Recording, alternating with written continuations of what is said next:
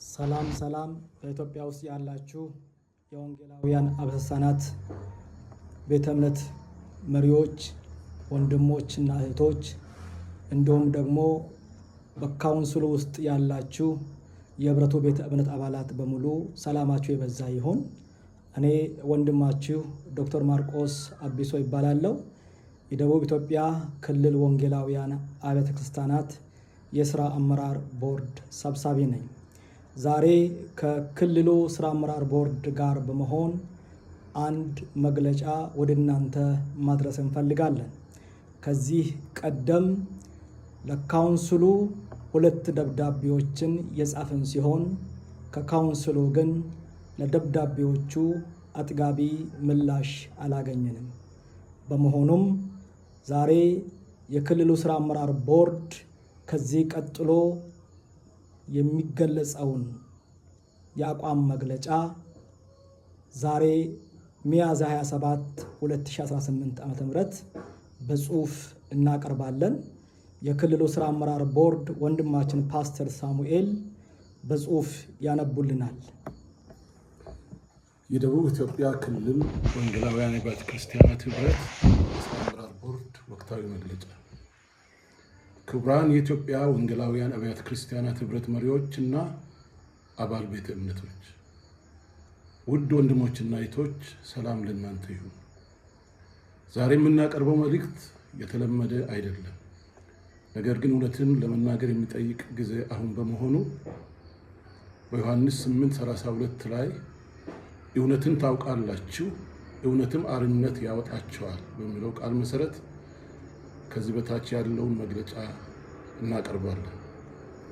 የደቡብ ኢትዮጵያ ክልል ወንጌላውያን አብያተ ክርስቲያናት ህብረት የሥራ አመራር ቦርድ በክልሉ ውስጥ የወንጌል አንድነትን፣ የመጽሐፍ ቅዱስ እውነተኛ አስተምሮን እና መንፈሳዊ ታማኝነትን ለማስጠበቅ በቁርጠኝነት እየሰራ መሆኑ ይታወቃል።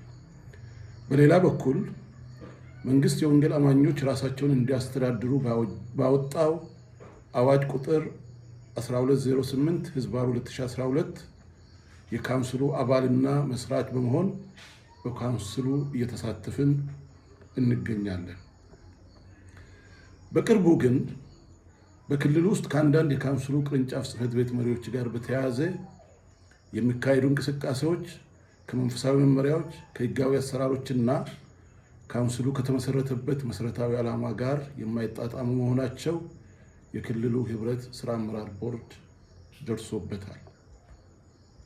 የታዩ ዋና ዋና ግድፈቶች፣ አንደኛ የአደባባይ ኮንፈረንሶችን የማስፋፋት እንቅስቃሴዎች፣ ሁለተኛ የቤተ ክርስቲያናትና የመንፈሳዊ ህብረቶችን ተልእኮና ሚናን የሚተኩ ድርጊቶችን መፈጸም፣ ሶስተኛ የህብረቱን እሴትና ቁሳዊ ጥቅም የሚነኩ ድርጊቶችን መፈጸም፣ አራት በአባል ቤተ እምነቶችና ህብረቶች ላይ የሚደረጉ ጫናዎችና ጣልቃ ገብነቶች፣ አምስት ፍትሃዊነት የጎደላቸው የካውንስሉ የምርጫ ሂደቶች።